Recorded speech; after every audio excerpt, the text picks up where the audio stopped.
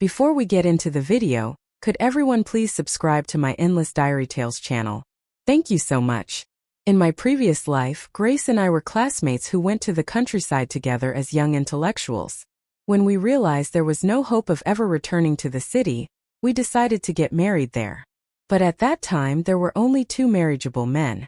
Grace chose to marry Jake, a miner, so she could live comfortably without struggling to earn labor credits, while I married a widower named Robert.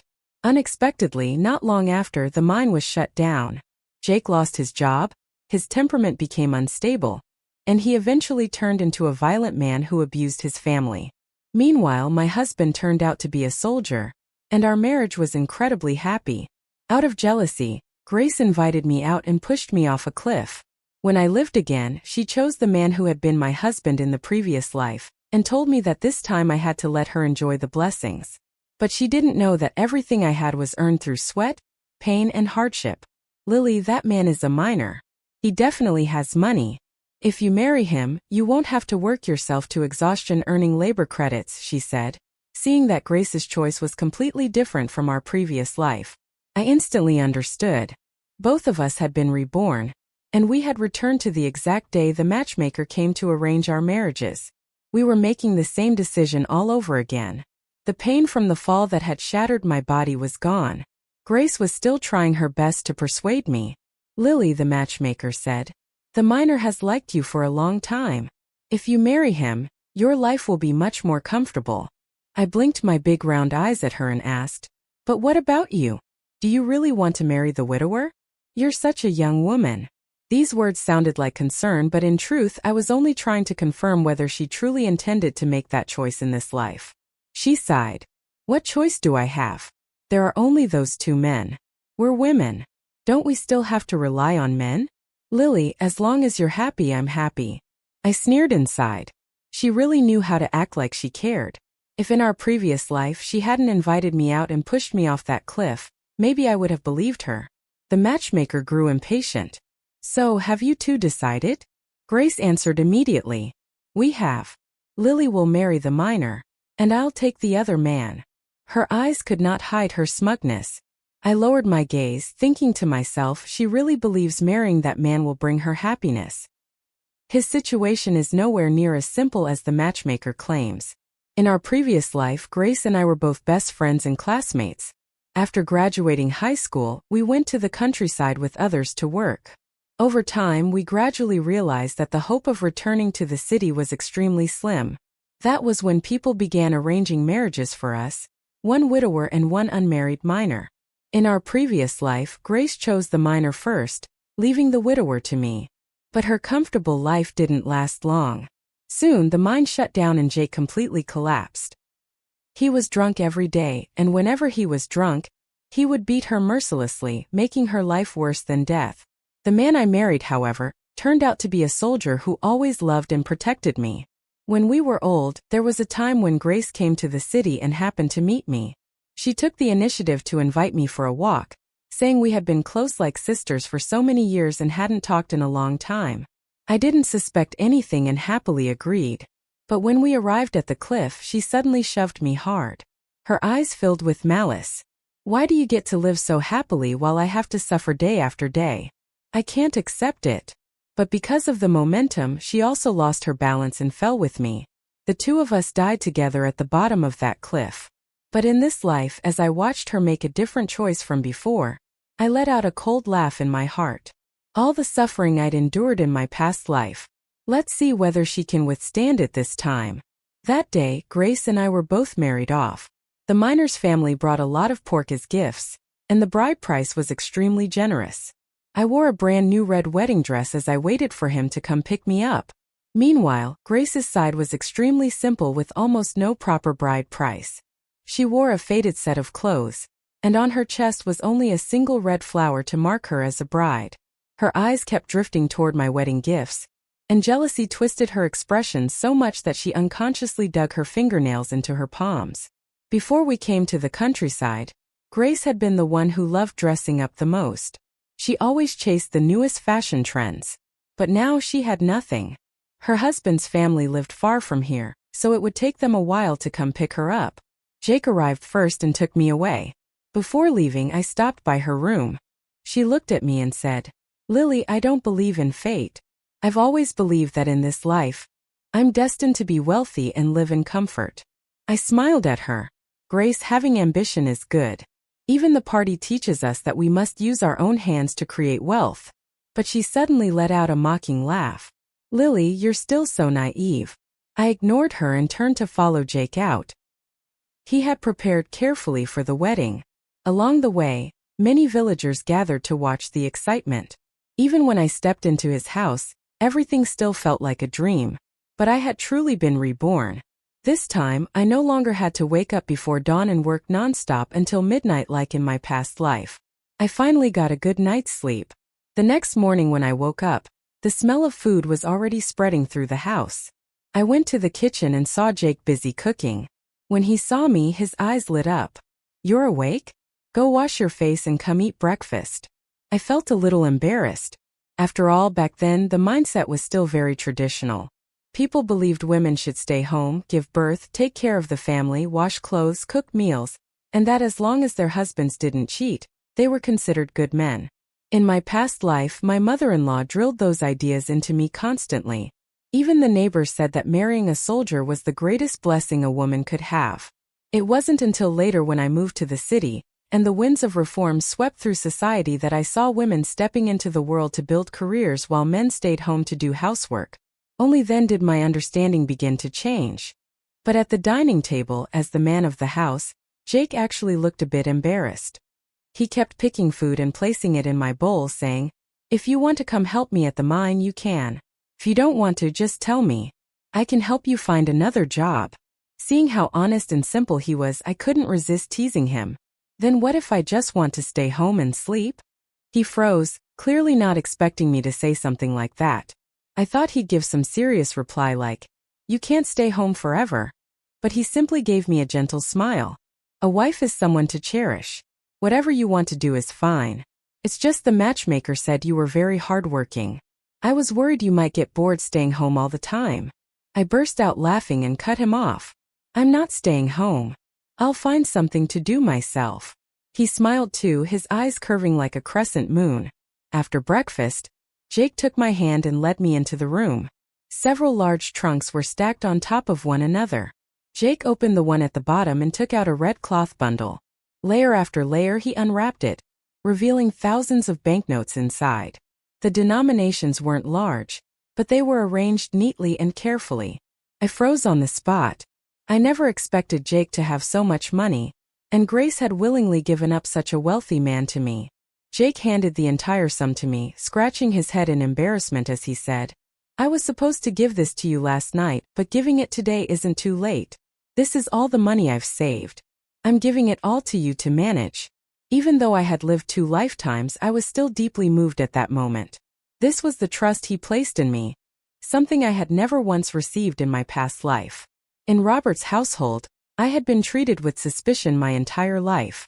His whole family were ungrateful wolves who never appreciated anything.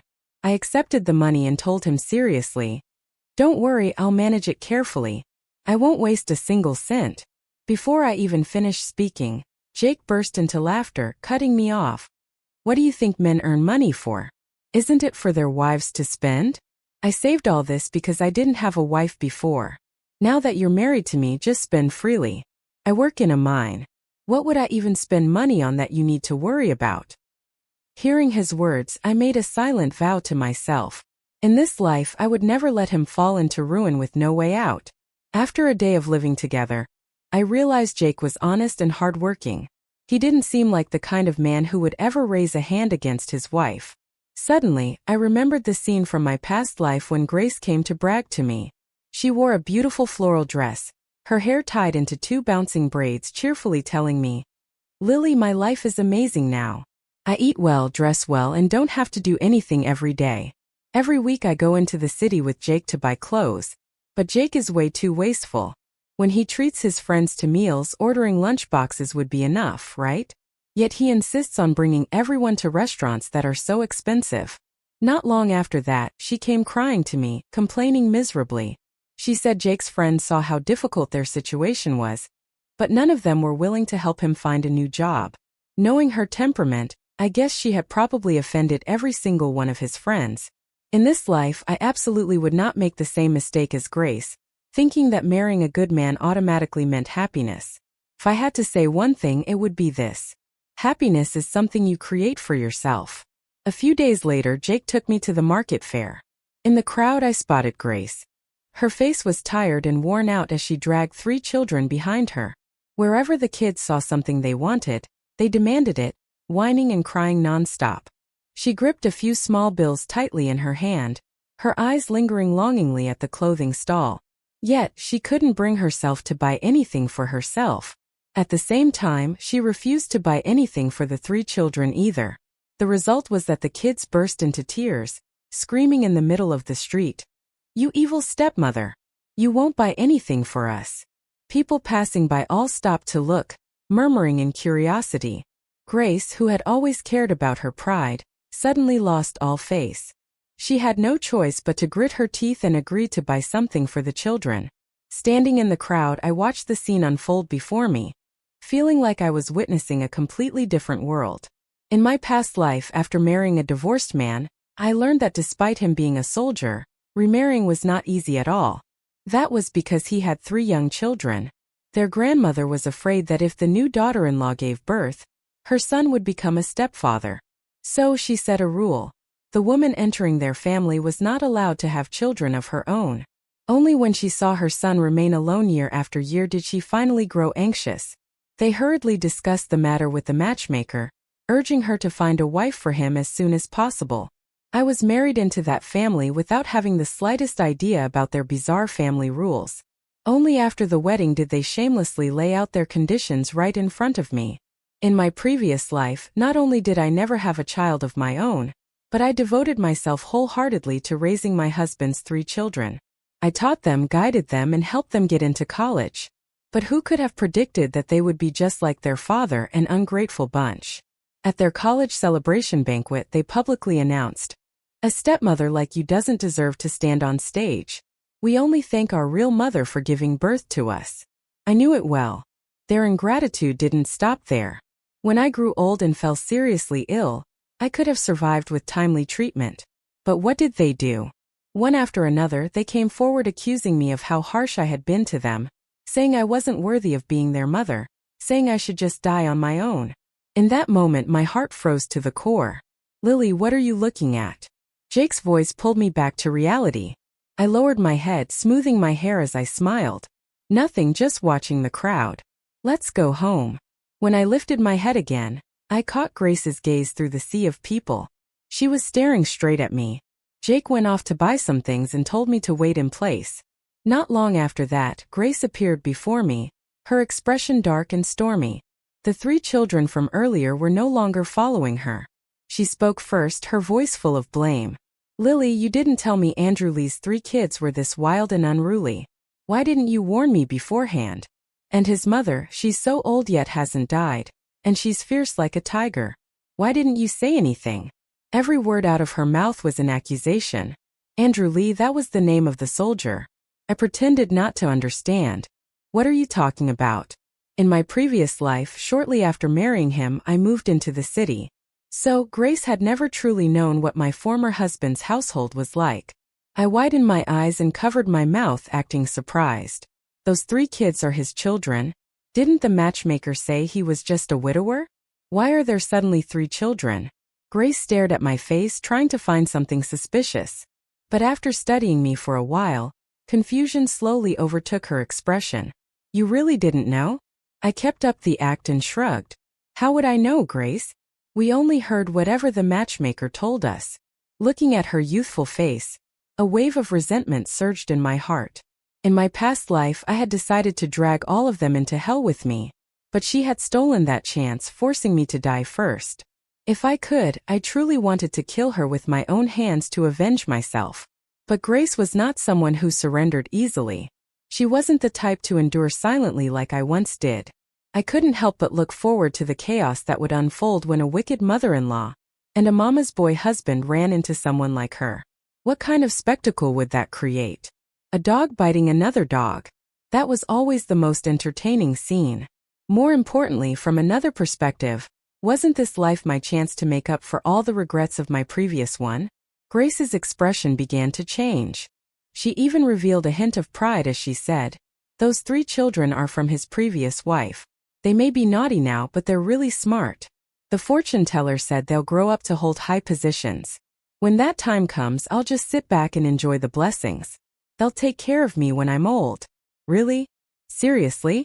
I feigned astonishment, then sincerely congratulated her. "Grace, you're truly blessed.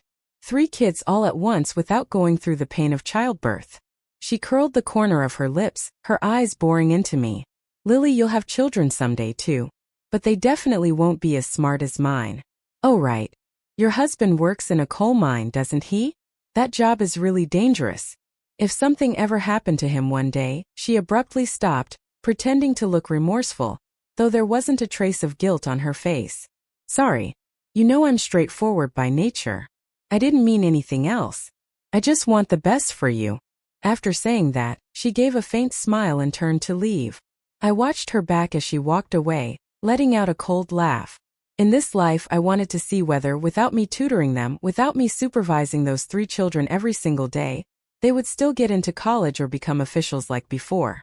Grace thought that after being reborn, everything would unfold exactly the same as it once had.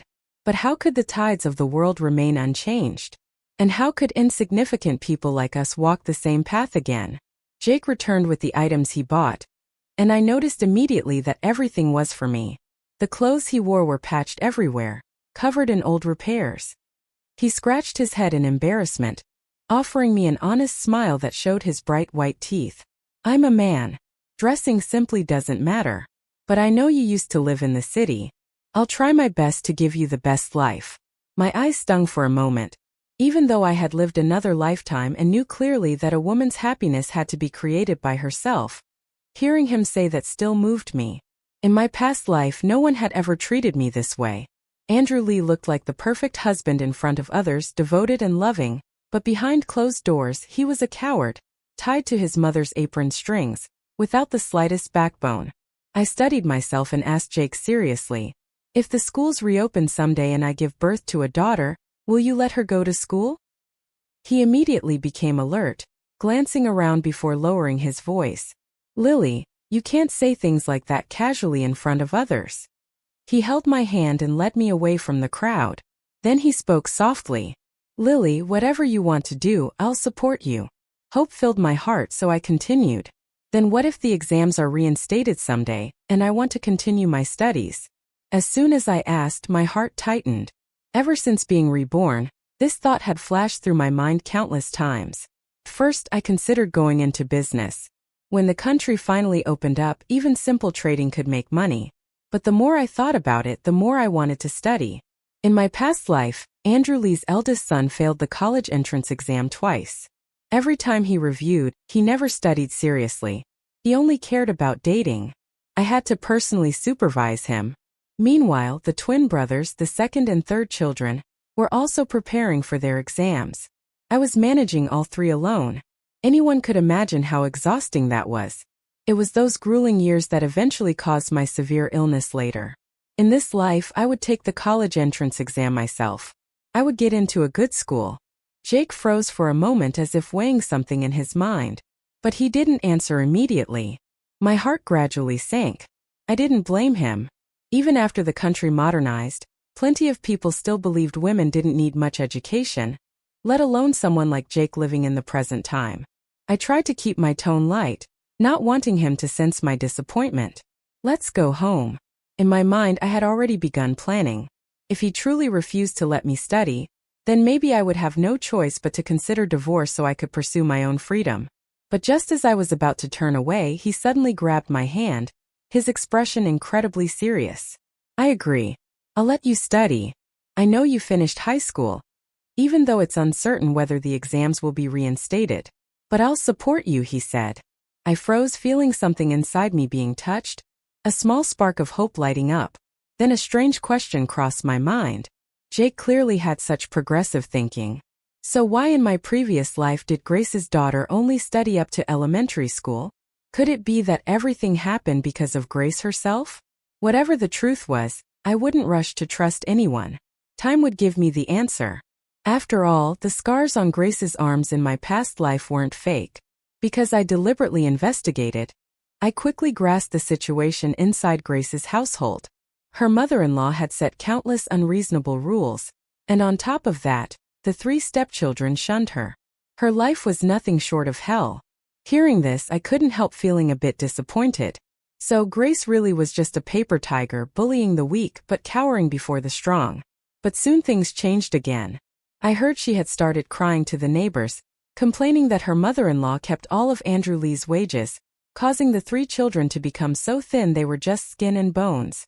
She claimed that even if the old woman didn't trust her, that was fine, but she couldn't let the children suffer. I knew Andrew Lee's mother well. She wasn't someone who didn't care about her grandchildren. She only guarded against outsiders like us. She wouldn't hand out money, but she still saved good food for the 3 children and for Andrew. As for her clinging to the wages, there was nothing anyone could do about that. But Grace's tactic worked. The old woman couldn't endure the gossip from the neighbors any longer and eventually gave in, handing over the wages, food coupons, and meat coupons to her. What was even more surprising was that I even caught sight of the old woman doing housework. Truly, when facing someone tougher than herself, even a tyrant had to shrink back. Not long after, Grace began to flourish. With Andrew Lee's wages in hand, she immediately had a new outfit custom made for herself. As for the 3 children, she didn't care about them at all. From beginning to end, Grace loved only herself. In my previous life, when Jake had his accident, he could still have been saved. But when he asked Grace for money, she didn't have a single cent saved up. Because of that, he missed the best timing to treat his injured legs. Not only that, after receiving Jake's compensation money, she spent all of it on herself. She eventually had a daughter with Jake, but she treated that girl with terrifying harshness. The result was that as soon as the girl reached working age, she ran away with a man and never returned again. It wasn't until old age that Grace began thinking about relying on her daughter to survive. Her favorite saying back then was, "I'd rather fill my yard with roses than bow my head to grow rice." Grace, always at the center of the village gossip, recently approached me again to brag. This time she didn't hide anything and went straight to the point. "Lily, I had a dream. In it, you and I switched lives."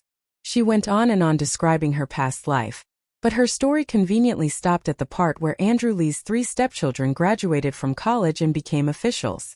She didn't mention at all how she pushed me off a cliff. "Lily, the dream felt so real that I decided to choose Andrew Lee. You're not mad at me, right?" I lifted my eyes from my book and smiled. "It was just a dream, Grace. You've always been the type to dream big anyway. In your dream it sounds like I lived a good life. But as you said, it was only a dream." Grace's lips curled into a mocking smirk. "But now so many details are matching up perfectly. Lily, if I hadn't married Andrew Lee, I might have believed you were actually living a happy, perfect life. But it turns out there's nothing special about it at all. Look at me. I've already tamed that old woman until she's obedient. And those 3 kids have to butter me up before they get anything. They don't even dare talk back to me. Living the way you did.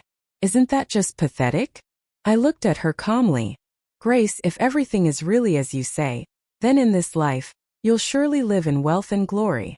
She immediately lifted her chin and nodded proudly. "Of course." Then her gaze suddenly swept over the book in my hands.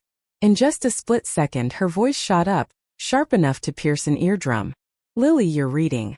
You want to take the college exam? You remember the previous life too, don't you?" Even after she had supposedly obtained the life she wanted, she was still obsessed with every little thing I did. I slowly closed the book and looked at her. "Grace, these are things you can only say to me. If anyone else heard you, they'd think you'd lost your mind. Didn't you already get the life you wanted? So why do you still care about me so much?" Grace stared at me intensely, our eyes locked, neither of us willing to yield. After a long moment she suddenly laughed. "Lily, I don't care whether you remember the previous life or not, but there's one thing I'm absolutely sure of." She leaned down and whispered into my ear, her voice full of smug triumph. "In this life, I'm definitely going to live better than you. Whatever blessings you didn't get to enjoy before, I'll enjoy them for you. You don't think I'm going to just abandon those 3 kids, do you? Relax. I'll manage them strictly. As long as I'm here, they can still get into college just like before.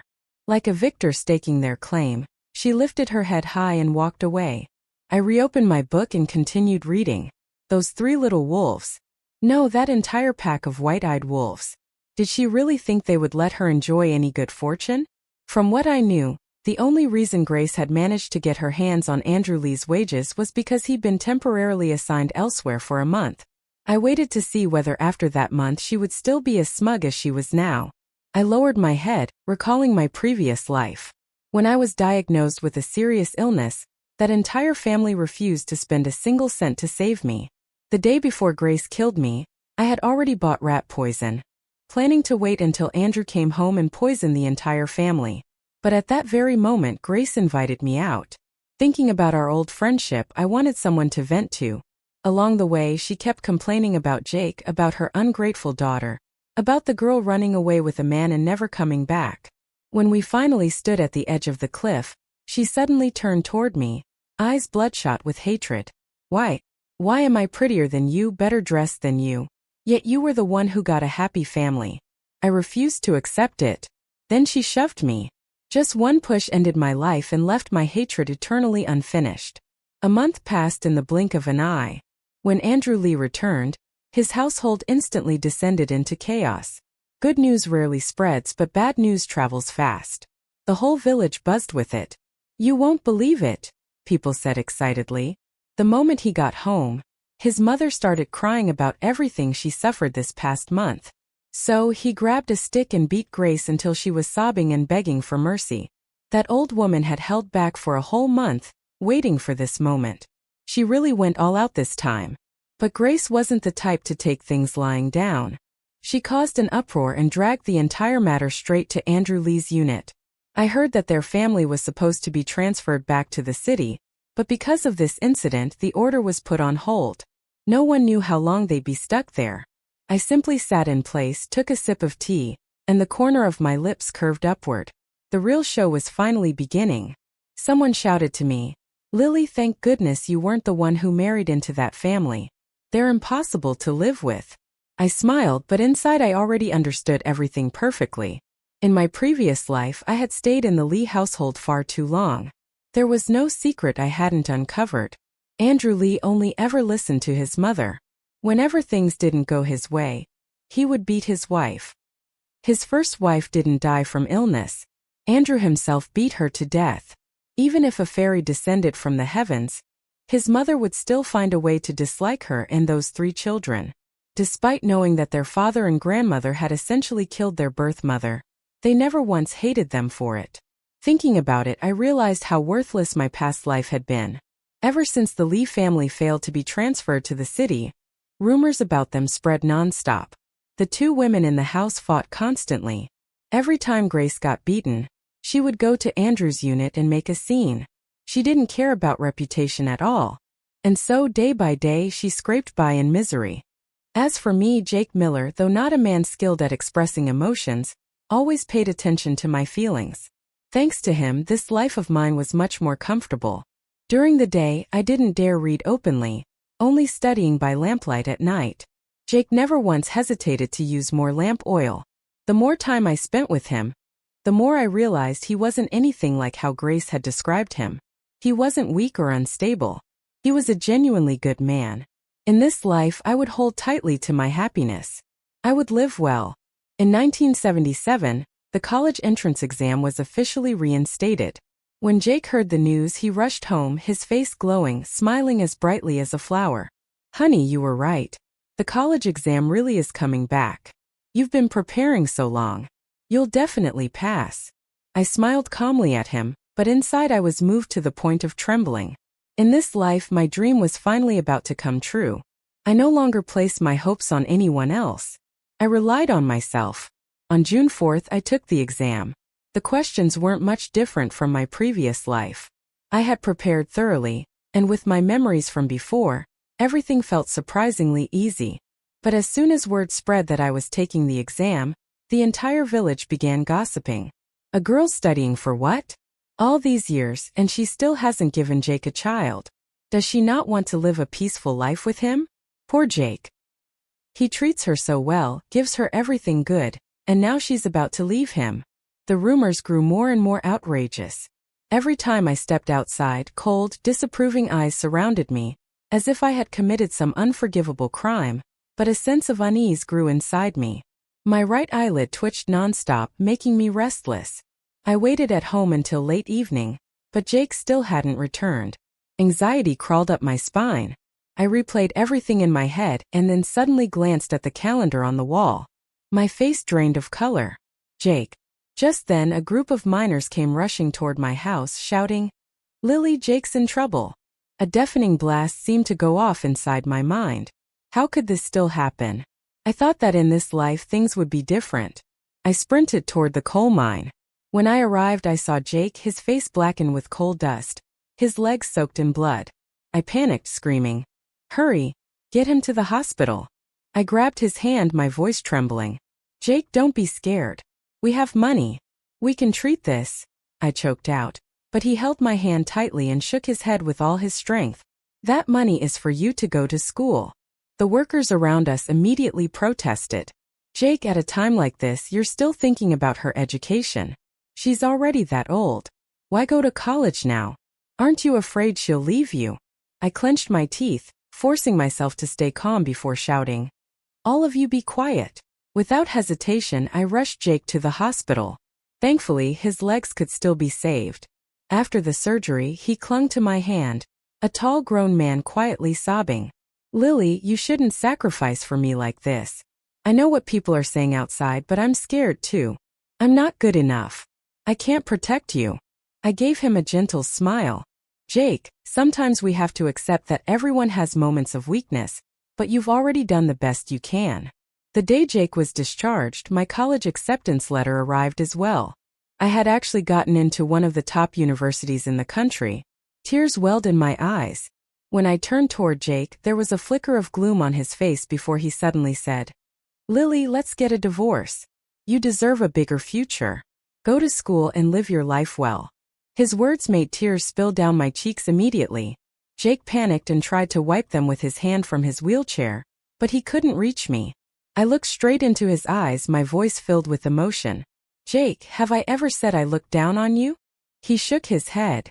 "Then don't you ever say something like that again. For the next 2 months, focus on recovering. Then come to college with me." His eyes lit up, though hesitation lingered. "Lily, aren't you afraid people will look down on you?" I let out a cold huff. "Respect is something you fight for yourself. I'm already past 20 and I still got into college. Once we're sitting in the same classroom, we'll be equal just like everyone else." I looked at him seriously. "Jake, a person can't live without a conscience." He turned his wheelchair around, his back facing me as he quietly wiped away tears. In September, I took Jake with me as we left the countryside and headed to Beijing for college. On the way, we passed the Lee household. Through the gate, I saw Andrew Lee's 3 children surrounding Grace, complaining loudly, "You're not our real mother. Why do you get to boss us around?" Andrew's mother, after an entire year of battling wits with Grace, looked far more worn out than she had in my previous life. She stood nearby, scolding furiously, "You dared hit my grandkids? Just wait till Andrew gets home. He'll teach you a lesson." Grace glared at the old woman, her voice dripping with venom. "You nasty old hag. You just want to ruin my happiness with Andrew, don't you? If it weren't for me, do you think anyone would have married your useless son? I've been tormented until I'm barely human anymore. If you dare stop me from disciplining these kids, I'll fight you to the death. Let me tell you something. These 3 children are all future talents. They must study properly and become high officials someday. Don't you dare ruin my retirement." Just as she finished yelling, her eyes landed on me. Immediately she ran over, her gaze shifting to Jake and our luggage. "Lily, you actually got into college?" I replied calmly, "Yes." Her eyes darted quickly, and suddenly she gave a cold laugh, glancing at Jake. "Are you still a man? How can you let your wife go to college? Aren't you afraid she'll dump you later? You're just a... What can you possibly do?" I frowned. But before I could say anything, Jake shot back firmly. "My legs are almost healed. I'm not crippled, and besides, Lily is not the kind of person you're talking about. If you're so free, how about minding your own business instead of ours? Jake shot back. What? She healed your legs? Grace's voice shrilled sharply, her expression shifting immediately. Jake looked at me with deep affection. If Lily doesn't take care of me, who will? All summer long, I had helped him practice walking little by little. Sweat drenched the back of my shirt. Yet, not once did the thought of giving up cross my mind. That summer was also when he and I truly connected, our hearts growing closer. But we didn't have time to waste. I quietly pushed his wheelchair away, leaving Grace with only one sentence. Everyone has the right to pursue happiness, but the essential condition is doing it with your own strength, not sitting around waiting for good fortune to fall from the sky. After graduating from college, I became a teacher. Jake and I built a small, happy family. Occasionally, I still heard news from the Lee household. In this life, without me tutoring Andrew Lee's 3 children, they didn't even make it into vocational school, let alone university. All 3 ended up working in factories. When Grace realized none of them would ever help her rise in life, she finally decided to divorce. But how could Andrew Lee possibly agree? The 2 of them fought constantly, their arguments escalating into violent clashes. Rumor had it that during one of their fights, Andrew's mother stepped in to defend her son but was accidentally pushed down the stairs and died. One life lost wedged between the 2 of them. In this life, none of them were destined to live peacefully again.